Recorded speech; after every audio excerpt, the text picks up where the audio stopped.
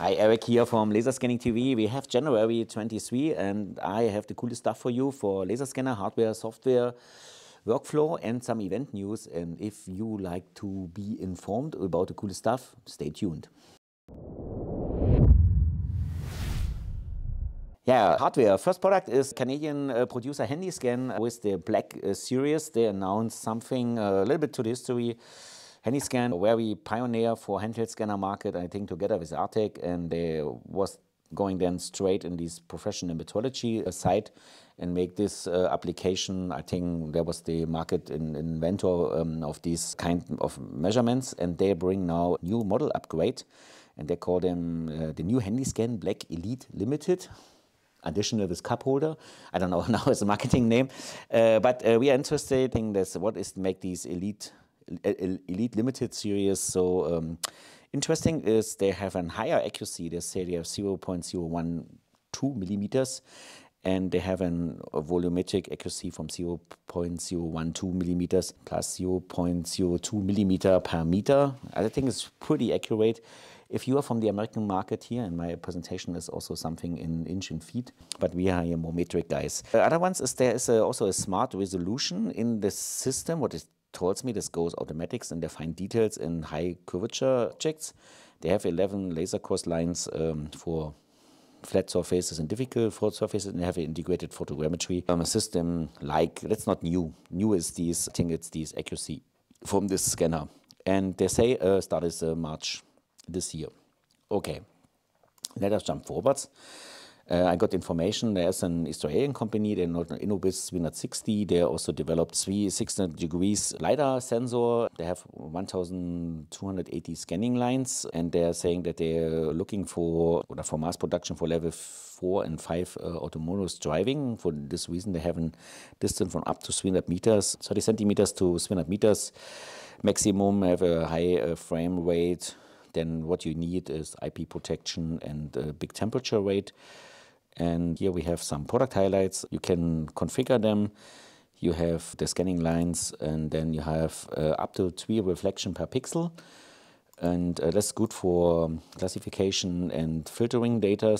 And then is very resilient against sunlight and weather condition, what is important, and have an automotive Ethernet adapter. And then typically here we have these autonomous car, robo-taxis, tracking, heavy machinery, logistic construction, and smart cities. That's the application. Here we find also a tech sheet if you are interested. Next is another sensor. We have this company Mobileye, and we have here an interview from the CEO Amon Shashusha, and he's booking on the CES in 2023, as this year was what's taking place in Las Vegas. And he's a pioneer in the market. He was, I think, a professor before, and he is very happy because his company is generate profit. He says, and many other companies who living from very investments as venture capital. And he say that in the last decade, all these companies who have this venture capital, they promise that they fix this autonomous driving vehicle problem in 3 or 4 years. Never get this happened. There is some cars like Waymo and some in the US where driving autonomous, but it's not full like expected. And they say, okay, we will have it for the private market in maybe the next 3-4 years. And he say that's just a little bit like robo-taxis is like more as a romantic wish.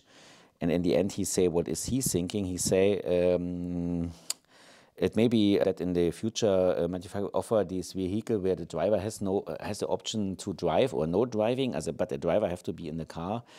And it will be happen, but it would be very happy it is in this decade. He don't see it as coming in this decade. It's maybe will take longer how we see it. And this is also interesting. This article, what I find in here, this year for the LiDAR companies is make it or break it year. As it's very important, the market for these small sensor stuff.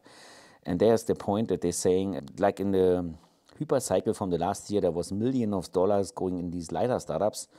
And there was here a number, also CES located. There's between 65 and 70 companies have program in 2018. And then he saw here that is in the history that they first, because most of them are not making really revenue. They're driven by the money what they get from ventures. And then you say here that some have some mergers, they have to merge because they not can survive by them own, or two of them, or at least one, or one go at least go in bankruptcy. Yeah, I think he say there is some problems in the market, and this LiDAR company Lumina, what is established company, they say that 25 companies have active LiDAR programs or will have it in the future. As we will see that not all of these startups will survive. Also if you like to invest in LiDAR startup, please careful. In this year will be a big year for the small sensor market, yeah, for these small sensors for robots and autonomous cars. Yeah, and then I think you write a little bit else. You can read this by your own. Of course, some of these startups are from China. There's maybe government paid. I think they can survive. How long Xi Jinping give them some money, and yeah, okay. But that's politics. We are here in technique. Then we have some very nice report how these small systems, what I spoke about, can be used. And this is the German company, they call them Pistenbully. And this is the kind of S-class for making service on a skiing area. And they have now an integrated LiDAR sensor. And before I explain it with my rusty English, I can show you this video. Yeah, and then we have here the video. You see this Pistenbully car, and they have in the car, they have a LiDAR system on the front who capture this snow in front of the car, and then we can see here that he can already display it if the active operation it's on the high level what they need. Yeah, and you see now you have an area with higher, and he can take it out, or if he needs. And they have an internal snow deep sensor under the car. Then they have snow deep measurement on the blade, and then they have these LiDAR system what measure in front, and they can use it to operate the system and can show where is this flat or where you have some surface operation. I think you can maybe automatic also maybe use this height control of your blade for this. Pretty interesting. We will maybe link this, and then you can see this by them own. And now we go from all the hardware stuff, small sensors, we go here to now an interesting from the more software side. There's a non-profit project. They call them Overture Maps Foundation, and this is a Linux Foundation project. And there is like a platform based on Linux, I think, for developers who build their own, build a map service or use geospatial data. It is very interesting who is the founding members. This is Amazon Geospatial Cloud Service, Meta, also from Facebook, Microsoft and TomTom. And also they want to have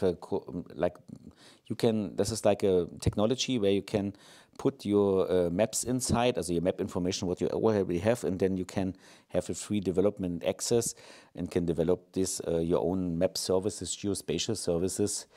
And there's different technology what you can use, and this is what I understand is open source, as you don't pay any money for that. So I think it's something against maybe Google Maps, or it's going a little bit on a different way. That's what these services can do. I'm interested what we see in the future. I think we will see there some development based on this technology. Next topic is very new for this show. We have a book presentation here.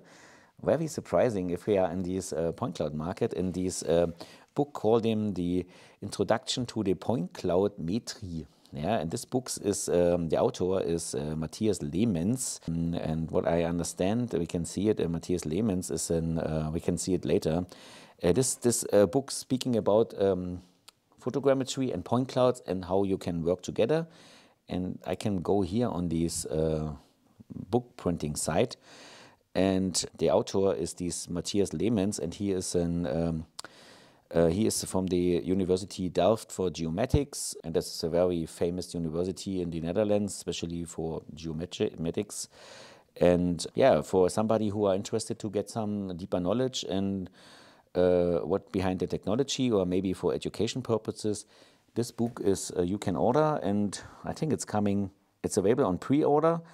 It's coming in the print version and in the PDF version, and you can I think order it here, and then you can get this and you can read this. Or if you need a present for your colleague who is in laser scanning market, maybe a good idea.